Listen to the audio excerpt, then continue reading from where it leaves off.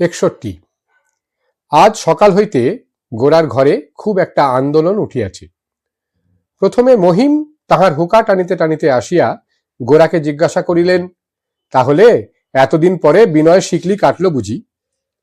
গোরা কথাটা বুঝিতে পারিল না, মহিমের মুখের দিকে চাহিয়া রহিল। মহিম কহিলেন, আমাদের কাছে আর ভাঁড়িয়ে কি হবে বলো? তোমার বন্ধুর খবর তো আর চাপা রইল না, ঢাক বেজে উঠেছে, এই দেখো না। বলিয়া মহিম গোরার হাতে একখানা বাংলা খবরের কাগজ দিলেন। তাহাতে অদ্য রবিবারে বিনয়ের ব্রাহ্ম সমাজে দীক্ষা গ্রহণের সংবাদ উপলক্ষ করিয়া এক তীব্র প্রবন্ধ বাহির হইয়াছেন।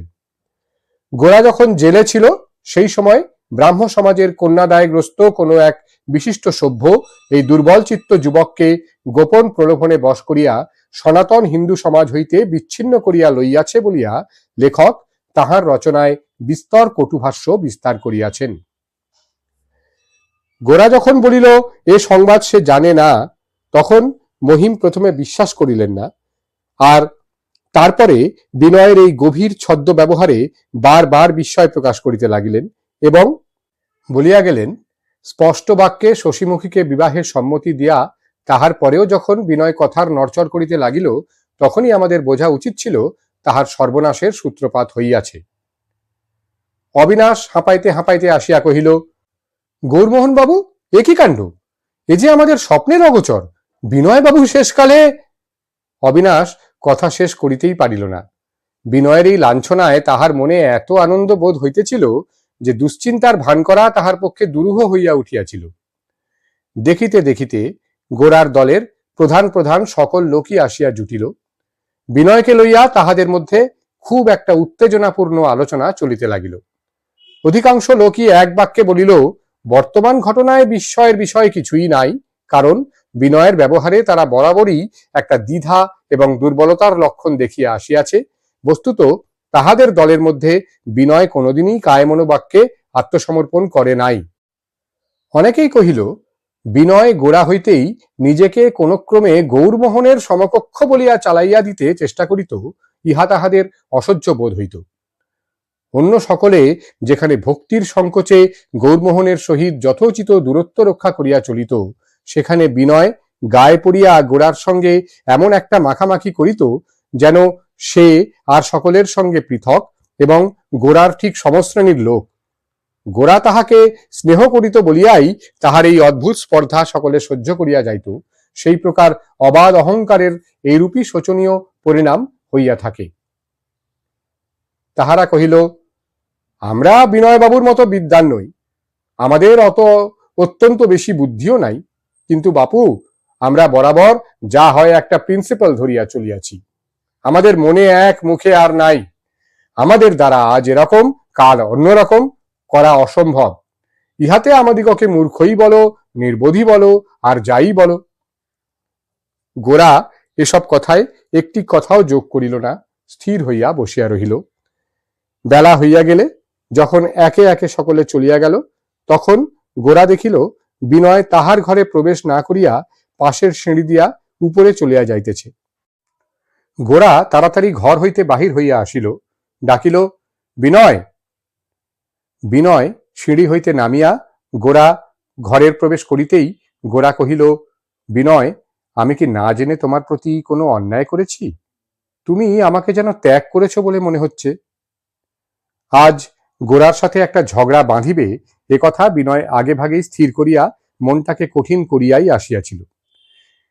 এমন সময় বিনয় আসিয়া গোরার মুখ যখন বিমর্ষ দেখিল এবং তাহার কণ্ঠস্বরে একটা স্নেহের বেদনা যখন অনুভব করিল, তখন সে জোর করিয়া মনকে যে বাঁধিয়া আসিয়াছিল তাহা এক মুহূর্তেই ছিন্ন বিচ্ছিন্ন হইয়া গেল।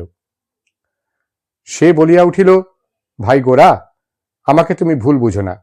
জীবনে অনেক পরিবর্তন ঘটে, অনেক জিনিস ত্যাগ করতে হয়, কিন্তু তাই বলে বন্ধুত্ব কেন ত্যাগ করব? গোরা কিছুক্ষণ চুপ করিয়া থাকিয়া কহিল, বিনয়, তুমি কি ব্রাহ্ম সমাজে দীক্ষা গ্রহণ করেছ? বিনয় কহিল, না গোরা, করিনি এবং করবও না, কিন্তু সেটার উপরে আমি কোনো জোর দিতে চাইনি। গোরা কহিল, তার মানে কি? বিনয় কহিল, তার মানে এই যে আমি ব্রাহ্ম ধর্মে দীক্ষা নিলুম কি না নিলুম সেই কথাটাকে অত্যন্ত তুমুল করে তোলবার মতো মনের ভাব আমার এখন আর নেই। গোরা জিজ্ঞাসা করিল, পূর্বেই বা মনের ভাব কিরকম ছিল আর এখনই বা কিরকম হয়েছে জিজ্ঞাসা করি। গোরার কথার সুরে বিনয়ের মন আবার একবার যুদ্ধের জন্য কোমর বাঁধিতে বসিল। সে কহিল, আগে যখন শুনতুম কেউ ব্রাহ্ম হতে যাচ্ছে, মনের মধ্যে খুব একটা রাগ হতো, সে যেন বিশেষ রূপে শাস্তি পায় এই আমার ইচ্ছে হতো, কিন্তু এখন আমার তা হয় না। আমার মনে হয় মতকে মত দিয়ে, যুক্তিকে যুক্তি দিয়েই বাধা দেওয়া চলে, কিন্তু বুদ্ধির বিষয়কে ক্রোধ দিয়ে দণ্ড দেওয়া বর্বরতা। গোরা কহিল, হিন্দু ব্রাহ্ম হচ্ছে দেখলে এখন আর রাগ হবে না, কিন্তু ব্রাহ্ম প্রায়শ্চিত্ত করে হিন্দু হতে যাচ্ছে দেখলে রাগে তোমার অঙ্গ জ্বলতে থাকবে। পূর্বের সঙ্গে তোমার এই প্রভেদটা ঘটেছে। বিনয় কহিল, এটা তুমি আমার উপর রাগ করে বলছো, বিচার করে বলছো না। গোরা কহিল, আমি তোমার পরে শ্রদ্ধা করেই বলছি, এইরকম হওয়াই উচিত ছিল, আমি হলেও এইরকমই হতো। বহুরূপী যেরকম রং বদলায়, ধর্মমত গ্রহণ ও ত্যাগ যদি সেই রকম আমাদের চামড়ার উপরকার জিনিস হতো তাহলে কোনো কথাই ছিল না, কিন্তু সেটা মর্মের জিনিস বলেই সেটাকে আমরা হালকা করতে পারিনি। যদি কোনো রকম বাধা না থাকে, যদি দণ্ডের মাসুল না দিতে হয়, তাহলে গুরুতর বিষয়ে একটা মত গ্রহণ বা পরিবর্তনের সময় মানুষ নিজের সমস্ত বুদ্ধিকে জাগাবে কেন? সত্যকে যথার্থ সত্য বলেই গ্রহণ করছি কিনা মানুষকে তার পরীক্ষা দেওয়া চাই। দণ্ড স্বীকার করতেই হবে।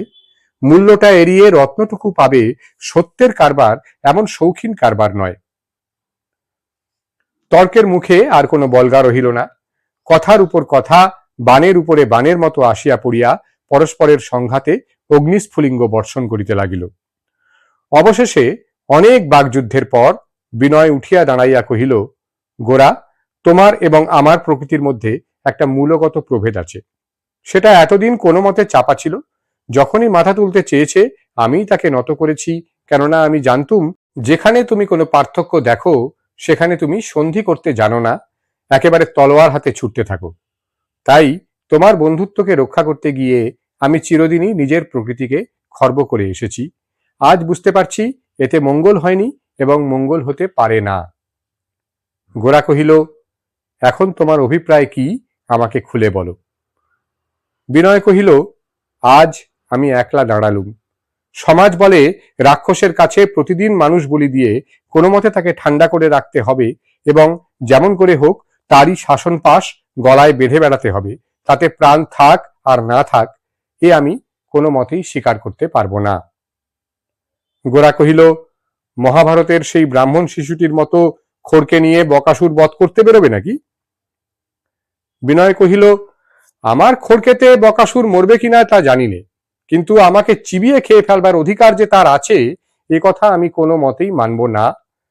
যখন সে চিবিয়ে খাচ্ছে তখনও না। গোরা কহিল, এ সমস্ত তুমি রূপক দিয়ে কথা বলছো, বোঝা কঠিন হয়ে উঠছে।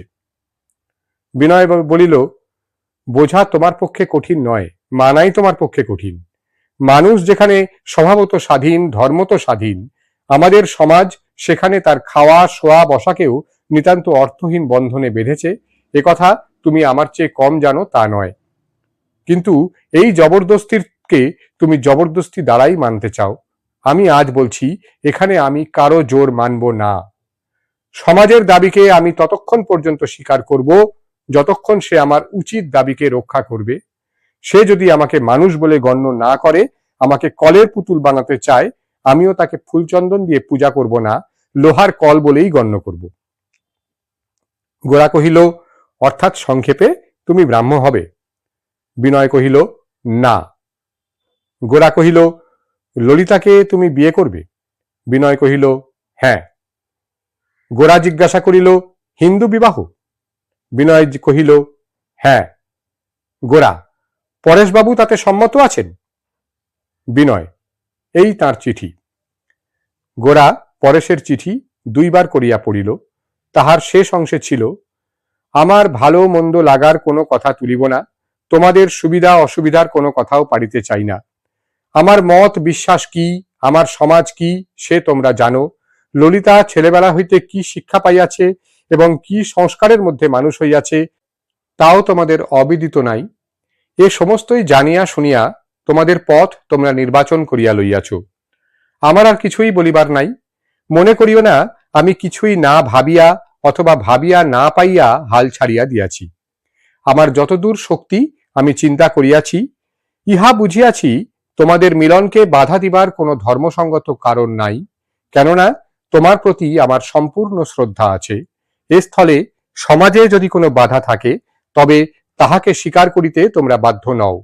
আমার কেবল এইটুকু মাত্র বলিবার আছে, সমাজকে যদি তোমরা লঙ্ঘন করিতে চাও তবে সমাজের চেয়ে তোমাদিগকে বড় হইতে হইবে।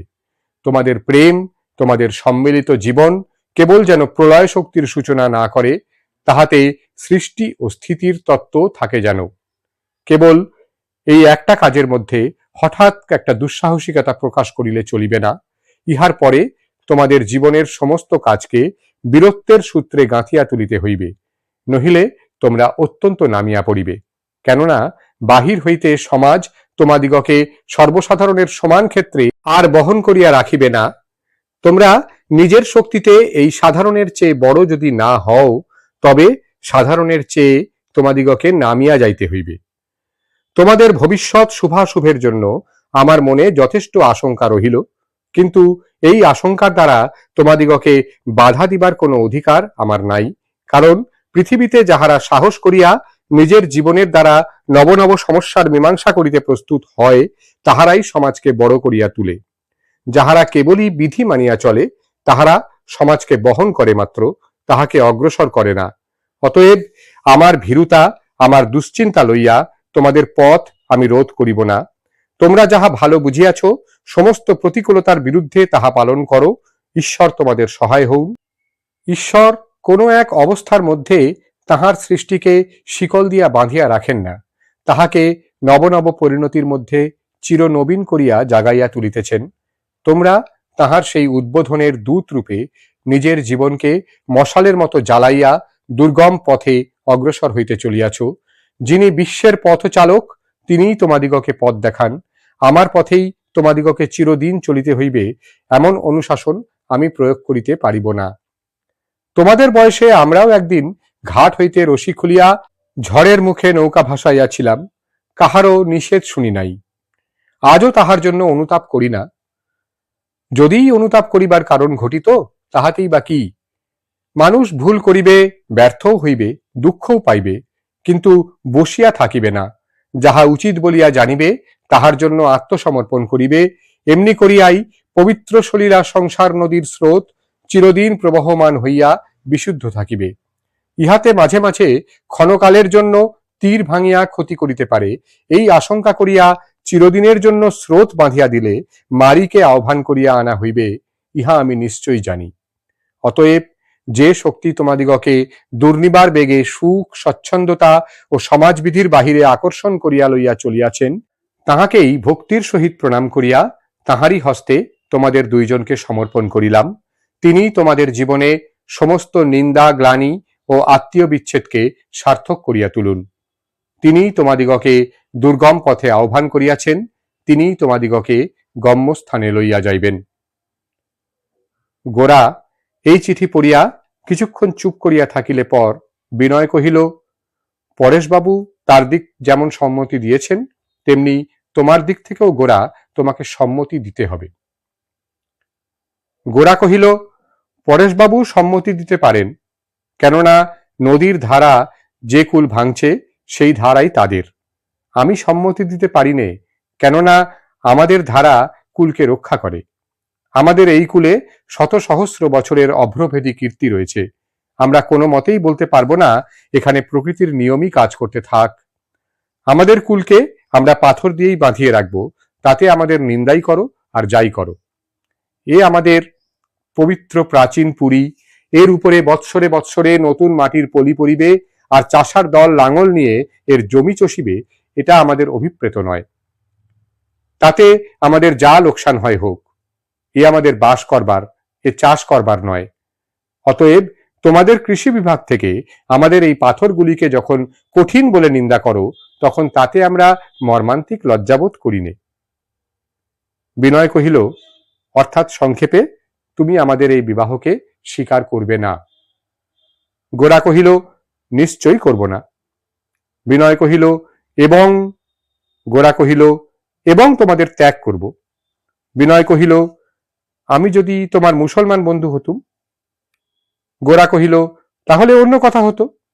গাছের আপন ডাল ভেঙে পড়ে যদি পর হয়ে যায়, তবে গাছ তাকে কোনো মতেই পূর্বের মতো আপন করে নিতে পারে না, কিন্তু বাইরে থেকে যে লতা এগিয়ে আসে তাকে সে আশ্রয় দিতে পারে, এমনকি ঝড়ে ভেঙে পড়লে আবার তাকে তুলে নিতে কোনো বাধা থাকে না। আপন যখন পর হয় তখন তাকে সম্পূর্ণ ত্যাগ করা ছাড়া আর অন্য কোনো গতি নেই। সেই জন্যই তো এত বিধিনিষেধ, এত প্রাণপণ টানাটানি।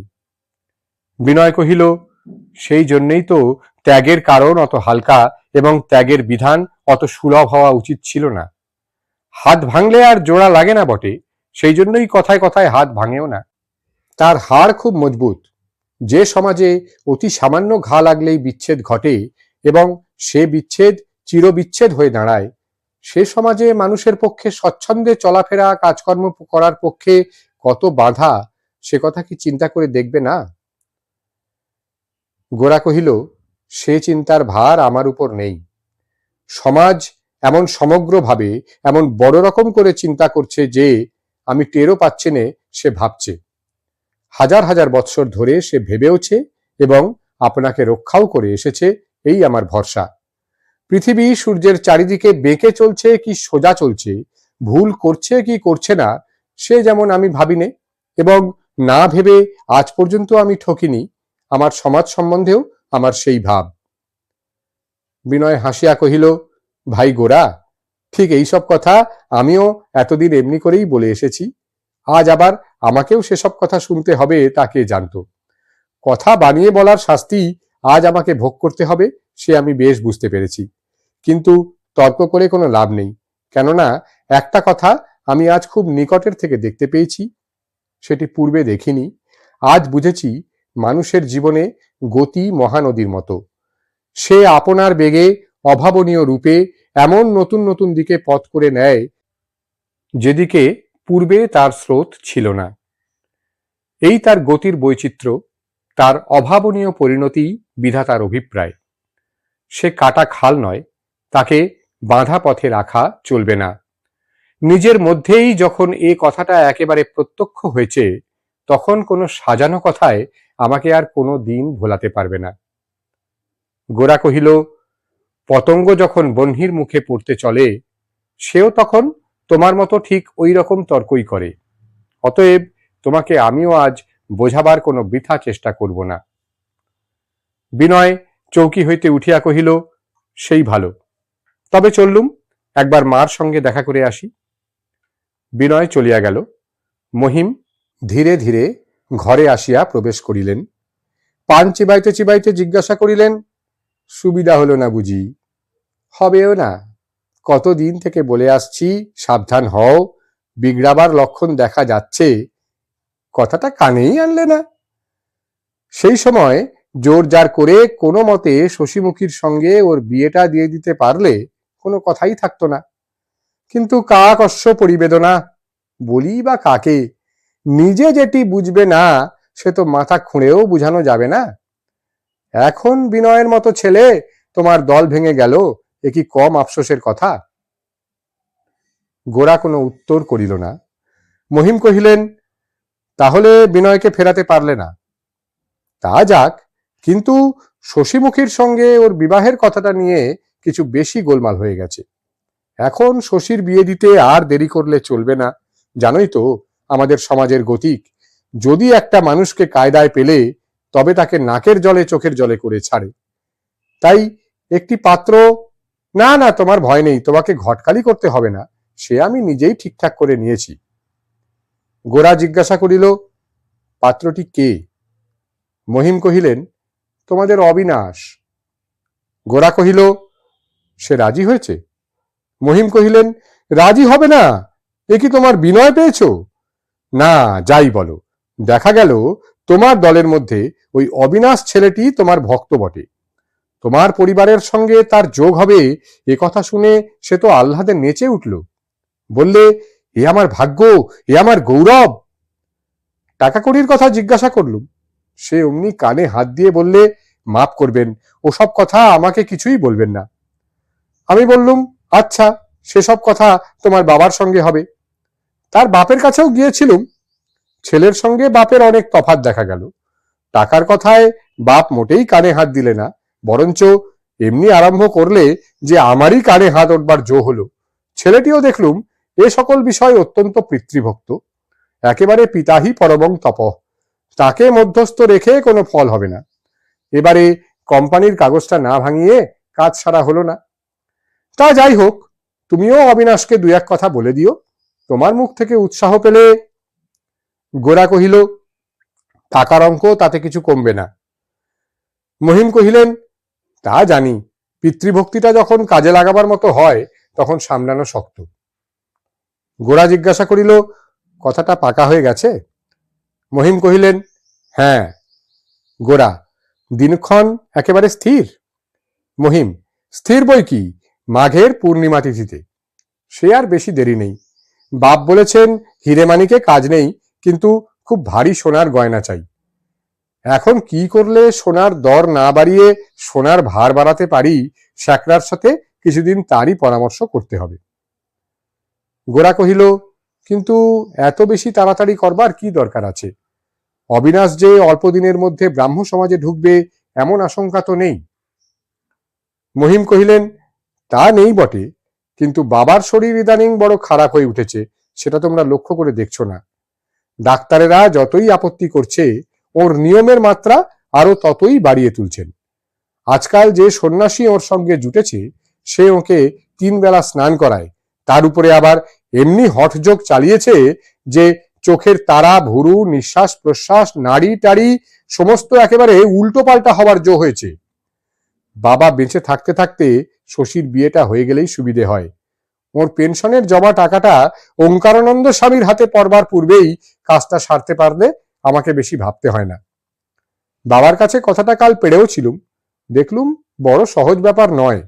ভেবেছি ওই সন্ন্যাসী বেটাকে কিছুদিন খুব কষে গাঁজা খাইয়ে বশ করে নিয়ে ওরই দ্বারা কাজ উদ্ধার করতে হবে। যারা গৃহস্থ, যাদের টাকার দরকার সবচেয়ে বেশি, বাবার টাকা তাদের ভোগে আসবে না এটা তুমি নিশ্চয়ই জেনো।